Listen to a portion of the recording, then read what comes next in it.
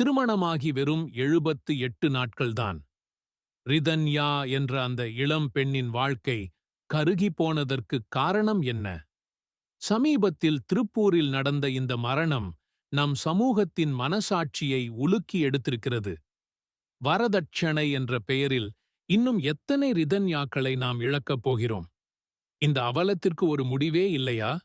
ஒரு உறுதியான முடிவு இருக்கிறது. அந்த விடுதலைக்கான பாதையைத்தான் இன்று நாம் பார்க்கப் போகிறோம். 2022ஆம் ஆண்டில் மட்டும் இந்தியாவில் பதிவான வரதட்சணை கொலைகள் 6450. அதாவது ஒவ்வொரு நாளும் கிட்டத்தட்ட 21 பெண்கள் வரதட்சணைக்காக கொல்லப்படுகிறார்கள் அல்லது தற்கொலைக்குத் தள்ளப்படுகிறார்கள். இவை வெறும் புள்ளி விவரங்கள் கிடையாது. இந்த ஒவ்வொரு எண்ணுக்குப் பின்னாலும் ஒரு பெண்ணின் சிதைக்கப்பட்ட கனவுகள் இருக்கின்றன. கல்யாணமாகி கணவன் வீட்டிற்குள் அடி எடுத்து வைத்து சில மாதங்களிலேயே சடலமாக வெளியேற்றப்பட்ட சகோதரிகளின் ஓலங்கள் இருக்கின்றன. மகளை பெற்ற ஒரே காரணத்திற்காக தன் வாழ்நாள் சேமிப்பையெல்லாம் இழந்து தெருவில் நிற்கும் பெற்றோர்களின் கண்ணீர் இருக்கிறது. சொல்லுங்கள், இந்த வரதட்சணை என்ற அரக்கன் இன்னும் எத்தனை உயிர்களை காவு வாங்கப் போகிறான்? எத்தனை குடும்பங்களை நரகமாக்கப் போகிறான்? இது வெறும் பணப்பிரச்சனை இல்லை. இது ஒரு பெண்ணின் சுயமரியாதையைச் சிதைக்கும் வன்முறை. ஒரு குடும்பத்தின் நிம்மதியை குலைக்கும் சமூக கொடுமை. இந்த நரகத்திலிருந்து விடுதலை அடைய முடியாதா? இதற்கு இஸ்லாம் காட்டும் உறுதியான, தெளிவான வழி என்ன? வாருங்கள், ஆழமாக பார்ப்போம். வரதட்சணை, இந்த வார்த்தையை கேட்டதும் நம் நினைவுக்கு வருவது என்ன? கல்யாணத்தின் போது பெண் வீட்டாரிடமிருந்து மாப்பிள்ளை வீட்டார் வாங்கும் பணமும் நகையும் சீர்வரிசையும் தான். ஆனால் அதன் கோர முகம் இதுவல்ல.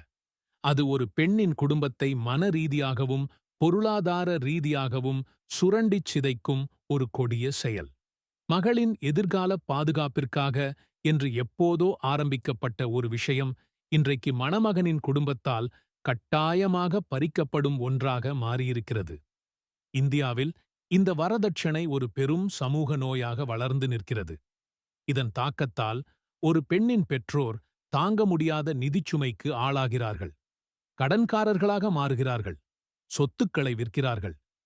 பல குடும்பங்கள் வாங்கிய கடனில் மூழ்கி தலைமுறைக்கும் அதிலிருந்து மீள முடியாமல் தவிக்கின்றன. பிரச்சனை அத்துடன் நிற்பதில்லை.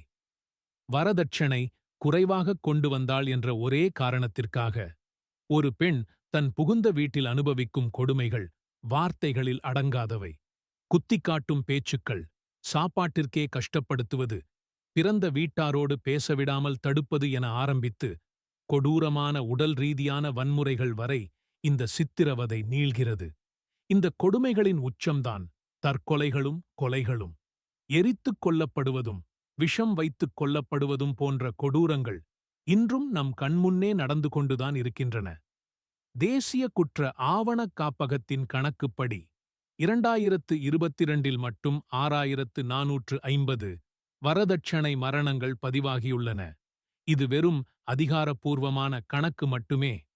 வெளியே தெரியாமல் தற்கொலை என மூடி மறைக்கப்பட்ட கொலைகள் இன்னும் எத்தனை இருக்குமோ? இந்த அநீதியைத் தடுக்க 1961லேயே வரதட்சணை தடைச் சட்டம் கொண்டுவரப்பட்டது. ஆனால் இத்தனை ஆண்டுகள் கடந்தும் அந்தச் சட்டம் பல இடங்களில் காகிதமாக மட்டுமே இருக்கிறது. வரதட்சணை என்ற வழக்கம் நம் சமூகத்தில் ஆழமாக வேரூன்றி நிற்கிறது என்பதே கசப்பான நிஜம். இந்த அவல நிலைக்கு இஸ்லாம் என்ன தீர்வு சொல்கிறது என்பதை புரிய வைக்க நாம் இஸ்லாம் வருவதற்கு முந்தைய அறியாமை காலத்திற்கு பயணிக்க வேண்டும். அப்போது பெண்கள் எப்படி நடத்தப்பட்டார்கள் தெரியுமா? பெண் குழந்தை பிறந்தாலே அது பெரும் அவமானமாக கருதப்பட்டது. பெண்களை உயிருடன் புதைக்கும் கொடூரம் சர்வ சாதாரணமாக அரபு சமூகத்தில் நிலவியது. பெண்களுக்கு சொத்தில் எந்த உரிமையும் இல்லை. அவள் ஒரு சொத்தாகவே, ஒரு பொருளாகவே பார்க்கப்பட்டாள். தந்தை இறந்த பிறகு அவரது மற்ற சொத்துக்களோடு சேர்த்து மனைவியரையும் மகன்களுக்கு பங்கு போடும் கொடுமை நடந்த காலம் அது. இப்படிப்பட்ட இருண்ட ஒரு காலகட்டத்தில்தான் இஸ்லாம் ஒரு பேரொளியாக வந்து ஒரு மாபெரும் புரட்சியை நிகழ்த்தியது. அது பெண்களை அடிமை விலங்குகளிலிருந்து விடுவித்தது. அவளுக்கான உரிமைகளையும் அளவற்ற கண்ணியத்தையும் வழங்கியது. பெண் போற்றப்பட வேண்டியவள், பாதுகாக்கப்பட வேண்டியவள் என்று இஸ்லாம் பிரகடனம் செய்தது. சொத்தில் அவளுக்கும் பங்குண்டு என சட்டம் இயற்றியது. எல்லாவற்றையும் விட முக்கியமாக, திருமணத்தில் பெண்ணிடம் வாங்குவதை அல்ல, பெண்ணுக்குக் கொடுப்பதே ஆணின் கடமை என்று ஒரு புரட்சிகரமான விதியை இஸ்லாம் அறிமுகப்படுத்தியது. அதன் பெயர்தான் மஹர். வரதட்சணை என்ற கொடுமைக்கு இஸ்லாம் காட்டும் மிகத் தெளிவான, நேரடியான தீர்வுதான் மஹர். மஹர் என்றால் மணக்கொடை. அதாவது, திருமணம் செய்யும் ஆண் தான் மணந்து கொள்ளப் போகும் பெண்ணுக்கு கட்டாயமாக கொடுக்க வேண்டிய ஒரு பரிசு. இது பணமாக, நகையாக, சொத்தாக அல்லது மணமகள் விரும்பும் மதிப்புமிக்க எந்தப் பொருளாகவும் இருக்கலாம்.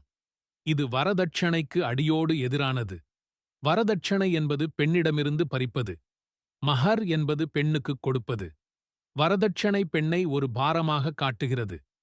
மஹரோ பெண்ணை ஒரு பெரும் பரிசாக, கண்ணியத்திற்கு உரியவளாக உயர்த்துகிறது. திருக்குரான் இதைப் பற்றி மிகத் தெளிவாகச் சொல்கிறது. நீங்கள் திருமணம் செய்து கொண்ட பெண்களுக்கு அவர்களுடைய மஹர் எனும் மணக்கொடைகளை மனமுவந்து கொடுத்துவிடுங்கள். அதிலிருந்து ஏதேனும் ஒன்றை அவர்கள் மனப்பூர்வமாக உங்களுக்கு விட்டுக் கொடுத்தால், அதை மகிழ்ச்சியாகவும் இனிதாகவும் புசியுங்கள். இந்த வசனத்தை கவனியுங்கள். கொடுத்துவிடுங்கள் என்பது அல்லாஹ்வின் நேரடிக் கட்டளை. இது ஒரு சாய்ஸ் அல்ல, ஒவ்வொரு ஆணின் மீதும் சுமத்தப்பட்ட கடமை. மேலும் அந்த மஹர் முழுமையாக அந்த பெண்ணுக்கு மட்டுமே சொந்தம். அதில் கணவனுக்கோ அவன் குடும்பத்தாருக்கோ துளி கூட உரிமை இல்லை. ஒருவேளை அந்த பெண் தன் முழு மனதுடன் தன் மஹரிலிருந்து கணவனுக்கு அன்பளிப்பாகக் கொடுத்தால் மட்டுமே அவன் அதைத் தொட முடியும். ஒரு நபித்தோழர் தன் மனைவிக்கு குர்ஆனின் சில அத்தியாயங்களை கற்றுக் கொடுப்பதையே மஹராக ஆக்கினார். இதிலிருந்து மஹர் என்பது வெறும் பணமல்ல, அது பெண்ணுக்கு வழங்கப்படும் எந்த ஒரு மதிப்புமிக்க விஷயமும் தான் என்பது தெளிவாகிறது. இதைவிட ஒரு பெண்ணுக்கு என்ன பெரிய விடுதலை வேண்டும்? வரதட்சணை கொடுத்து கணவன் வீட்டிற்குச் செல்லும் ஒரு பெண் ஏதோ தன்னை விற்றுவிட்டுப் போவது போல உணர்கிறாள். ஆனால் மஹர் எனும் உரிமையை பெற்றுச் செல்லும் ஒரு பெண் தன் கண்ணியத்தை நிலைநாட்டி ஒரு புதிய வாழ்க்கையை தலை நிமிர்ந்து தொடங்குகிறாள். நாங்க எங்க வரதட்சணை கேட்டோம், அவங்க பொண்ணுக்கு அவங்களா விரும்பிச் செய்யறத எப்படி வேணான்னு சொல்றது? இது சீர்வரிசைங்க, எங்க பரம்பரை வழக்கம். இப்படி வரதட்சணையை நியாயப்படுத்த நிறைய வெற்றுச் சமாதானங்கள் சொல்லப்படுகின்றன. பெயரை மாற்றினால் ஹராம் ஹலால் ஆகிவிடுமா? அன்பளிப்பு என்ற பெயரில் மாப்பிள்ளையின் படிப்பு, வேலை, அந்தஸ்துக்கெல்லாம் ரேட் பேசி, பேரம் பேசி வாங்கப்படுவது அன்பளிப்பா? அல்லது அப்பட்டமான வியாபாரமா? இந்த கொடுமைக்கு முஸ்லிம் சமுதாயமும் விதிவிலக்காக இல்லை என்பதுதான் வேதனையிலும் பெரிய வேதனை. இஸ்லாம் வரதட்சணையை முழுமையாக தடுத்திருந்தாலும், இன்று மற்ற சமூகத்தினரைக் காட்டிலும் அதிகமாக வரதட்சணை வாங்கும் அவலம் நம் சமூகத்தில் நடக்கிறது. மார்க்க அறிஞர்கள் முன்னிலையில் பள்ளிவாசல்களில் இந்த அநியாயம் நடப்பது எவ்வளவு பெரிய துயரம்! பன்றி இறைச்சியை எப்படி அருவருப்பாகவும் பெரும் பாவமாகவும் பார்க்கிறோமோ, அதேபோல வரதட்சணை வாங்குவதையும் ஒரு பெரும் பாவமாக பார்க்கும் உணர்வு ஒவ்வொரு முஸ்லிமின் உள்ளத்திலும் வரவேண்டும். இந்த நிலையை மாற்ற நாம் ஒவ்வொருவரும் தான் முன்வர வேண்டும். மாற்றம் நம்மிடமிருந்து, நம் வீடுகளில் இருந்துதான் தொடங்க வேண்டும். இஸ்லாம் காட்டும் வழி மிகத் தெளிவானது. பெண்ணிடமிருந்து வாங்குவது அல்ல, பெண்ணுக்குக் கொடுப்பதே ஆணின் கடமை. அவளின் கண்ணியத்தைக் காப்பதே சமூகத்தின் பொறுப்பு. இந்தத் தெளிவான வழிகாட்டுதலைப் பின்பற்றி, வரதட்சணை எனும் இந்த நரகத்திலிருந்து நம் சமூகத்திற்கு முழுமையான விடுதலையை பெற்றுத் தருவோம்.